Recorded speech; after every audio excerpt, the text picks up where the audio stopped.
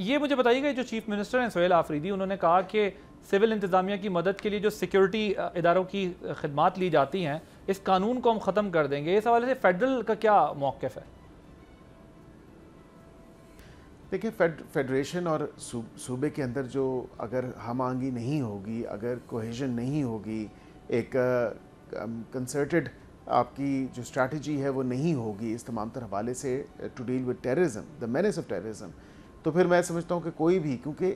اس پچھلے بھی 2 آپریشن آپ کو یاد ہے جب ہوئے، آپ ماشاءاللہ بڑے جید صحافی ہیں، بڑے عرصے سے کور کر رہے ہیں تمام تر چیزوں کو، ضرب عزم اور رد الفساد کے ٹائم پہ آپ کو پتہ تھا کہ حکومت کس کی تھی اس صوبے میں، پی ٹی آئی کی حکومت تھی، لیکن اس وقت کیا ہوا تھا کہ پولیٹیکل ول تھی، اور ایک ول تھی کہ اس دہشت گردی سے ہم نے جان چھڑانی ہے۔ آج وہ ول نہیں ہے، آج وہ ول لیکنگ ہے on part of P T I and on part of the provincial government. تو وفاق جو کچھ چاہے وہ کر لے، ایڈ اینڈ سول پاور بھی ہو جائے،